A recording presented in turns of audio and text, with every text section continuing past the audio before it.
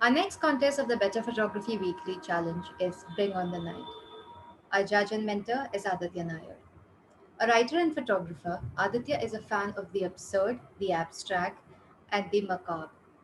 He can usually be found making perfectly sane things look bizarre. His work combines surrealism, pop art, and documentary aesthetics. He has written for various publications, including Better Photography, Hindustan Times, Red Bull Media, and is currently working in advertising and communications. Hi, Aditya. Hi, nice to be here. How's everyone doing? And by everyone, I just mean the two of us. So I'm going to keep this as short as I possibly can. I think my main takeaways for shooting up in the night is have fun and take someone along with you so that you have company. That's the short answer to this talk. Um, I started shooting at night because that's the only time I could find to shoot after work on my way home. And what I found is at night you find this weird mix of moments, some which are quiet, some which are just bizarre. And seeing the nocturnal side of this my city helped me appreciate the differences between shooting during the day and shooting at night. And I could then work that aesthetic of nightlife and noir into my style. To the uninitiated, photography after dark can be somewhat daunting. You often feel that it is unrewarding. The images appear to have like flaring lights, lots of noise. And because we tend to believe that photography is all about light, the lack of light can feel scary when you step out initially. And therefore, unsurprisingly, a lot of photographers hang up their camera after twilight.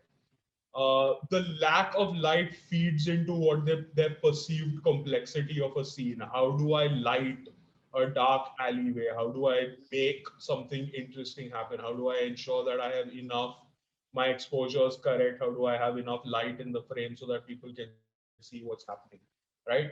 And the second, people tend to think of solving these problems by thinking of it in purely in terms of technicals and gear, right? Okay, let me buy a tripod, let me buy a remote trigger. I need an expensive DSLR that can shoot high ISO very easily without too much noise. What you'll see in my images is there's lots of noise, there's lots of light flares, and what I sort of learned is to just adapt and use all of these sort of artifacts and flaws, if you will, at least traditionally considered flaws, as part of the aesthetic that I'm sort of building around my style. I like to take the contrarian view. And I would very much like to suggest that the lack of light, in fact, makes life easier for photographers, not harder.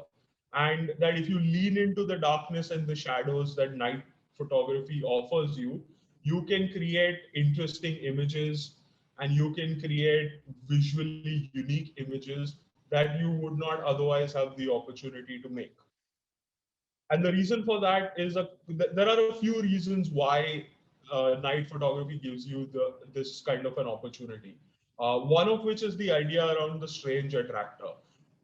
The strange attractor is a concept that comes from screenwriting, which is around the idea that if you want people to be interested in your movie, if you want something that feels familiar to them but has enough of a uniqueness and a unique flavor that it also they walk away from the theater satisfied that they got what they were looking for, but also satisfied that they experienced something new.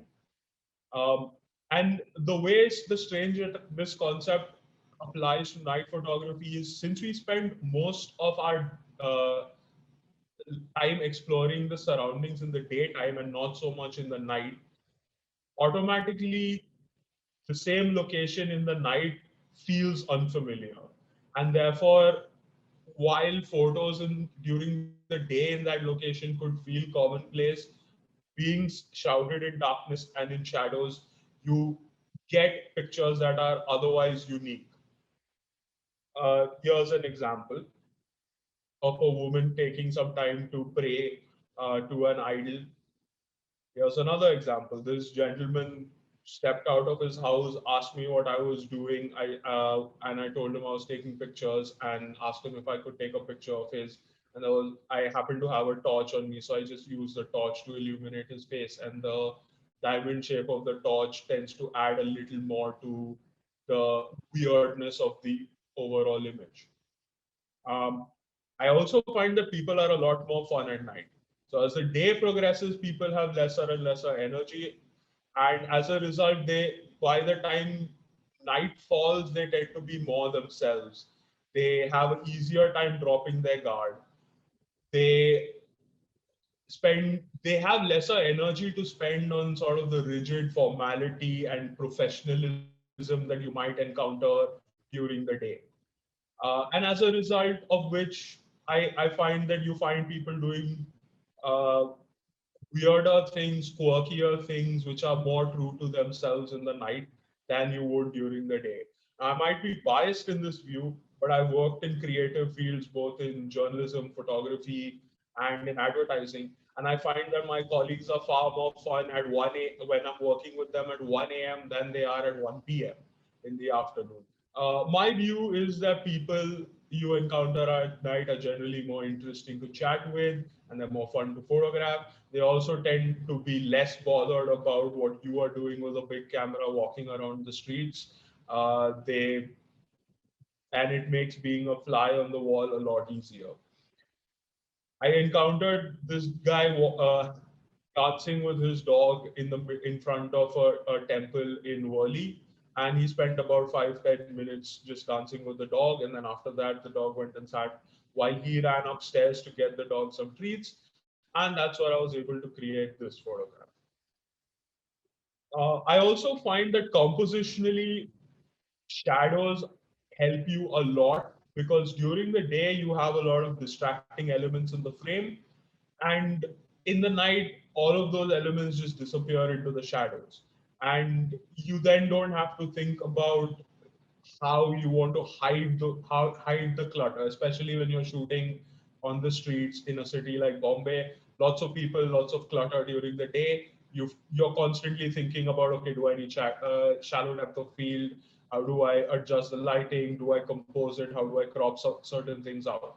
Right? And in the night, all of that just fades into the shadow. It helps you focus the viewer's attention directly onto the subject that you're trying to focus on and whatever the point of interest for you is. So this is an idea that I sort of stolen from one of my favorite cartoons when I was growing up. So if any of you are familiar with Batman the Animated Series from the 90s, one of the interesting things that made its aesthetic as unique as it was the idea that the illustrators decided rather than traditional animation where you draw on white paper, they decided they were going to draw on black paper. So they didn't then have to draw the entire cityscape and then hide the stuff that they didn't want in the night.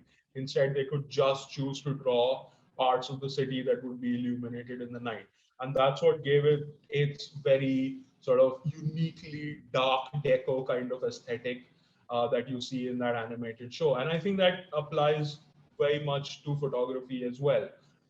Everything that is in black is actually a city street. So trying to shoot this in daylight would not have nearly the same impact as it does at night because all of that is then hidden away and all of that is not fighting for the viewer's attention. So I can just focus on the shapes and the contrast of colors and drawing people's attention between the greens, reds, and the face.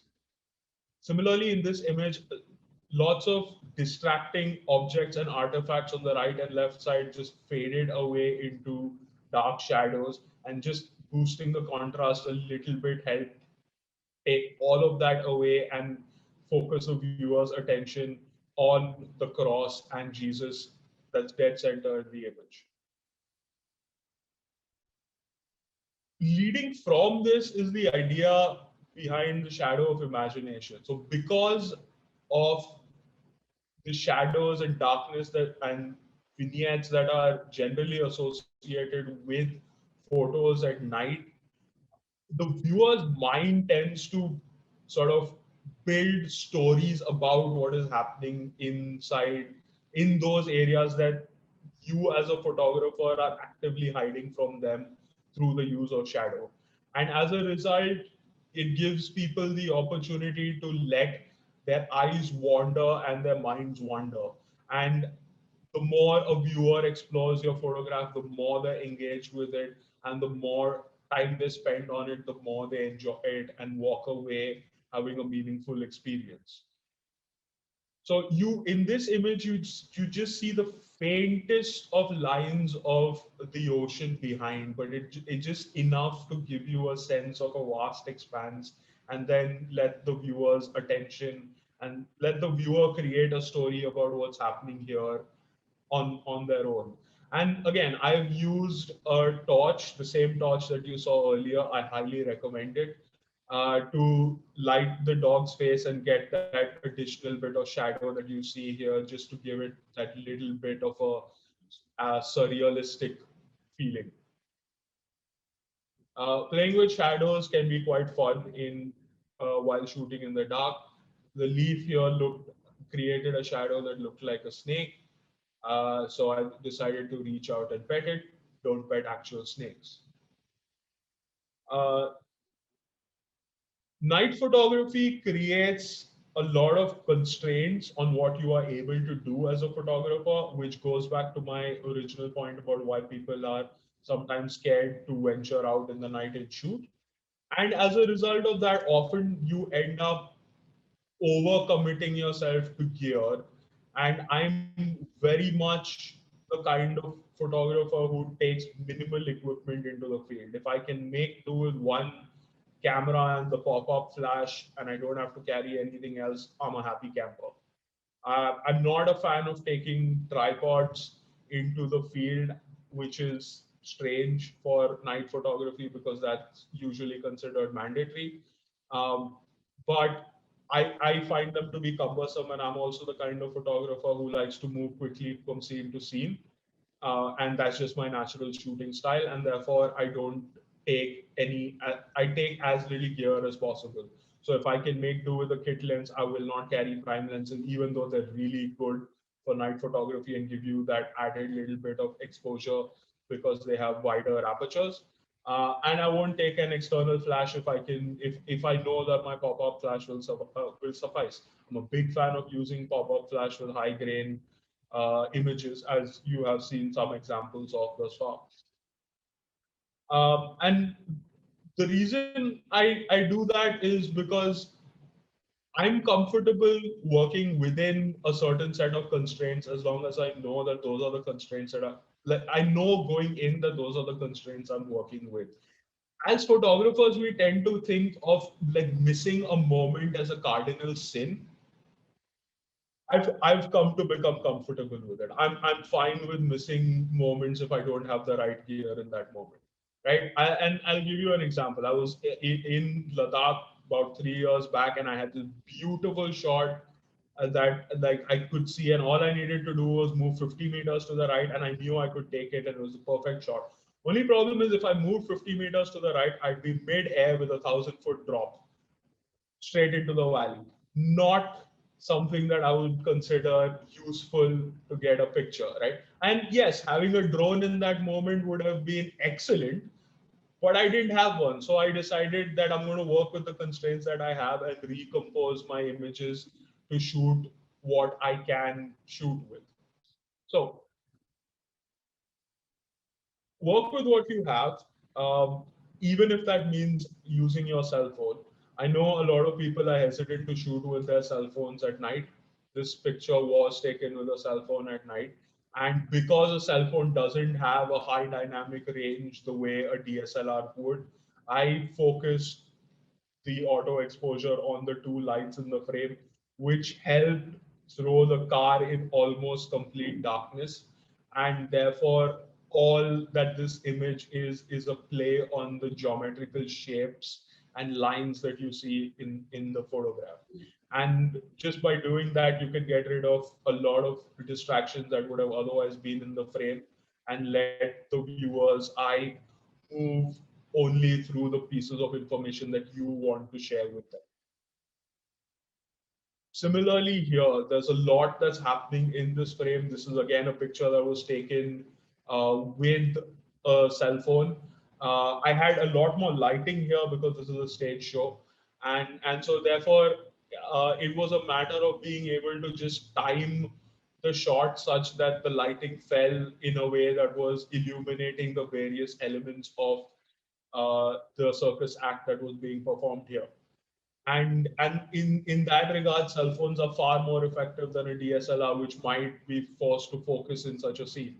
And with a cell phone, you can just shoot, and get the right image that you're looking for. And similarly, this is another image with cell phone. There's a little bit of an additional torchlight that I had a friend of mine throw, which is giving the flower the sort of glow that it is uh, that it has. But don't be afraid to shoot with your cell phone at night. There's lots of interesting stuff that you can get out of it. And don't be afraid of grain or noise. There are ways that you can work around it and process around it. And I'm also generally a fan of grain in images, so run wild with that. Another tip that I would give you is look for contrast. So because of the amount of artificial light that you'll see during the night, you often find plays between blues and yellows, greens and yellows, and and various street lamps, LEDs. So look for interesting ways in which where these lights are contrasting and how you can fit subjects in them or how those lights themselves can become a part of your composition. Also keep an eye out for opportunities that are purely black and white because they can be equally interesting and creative opportunities to photograph well. And the final tip that I can give you is keep an ear out. Oftentimes, because you are shooting in the dark, you'll be able to anticipate an image purely because of the noises that are around you. Here's an example. The dog was eating something behind in the uh, flower bed that he was at. He was lying down there, and I wasn't able to see him, but I could hear noises coming from there, and so therefore I focused my frame and waited, and then he popped up.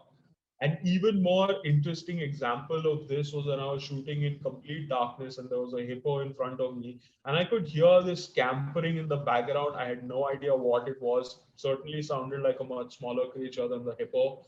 And almost on instinct, based on where the noise was coming from, I, using a pop up flash, fired and got this picture out of it. And had I been trying to look for the cat, I would have probably not seen it. But sometimes you can just go with your ear and trust your gut instinct to help you get what you're looking for. So, just to conclude, I will say that I'm a fan of art that is irreverent. Irreverence is closely associated with disrespect because it's frequently mistaken for that, but it's not disrespect. Irreverence allows you to understand and respect a tradition, to respect a rule, to respect a way of thinking, a style of photography, but not put it on a pedestal.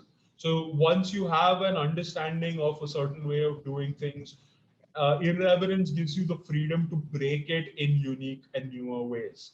And my hope is very similarly that you treat everything that I have said today with a degree of irreverence.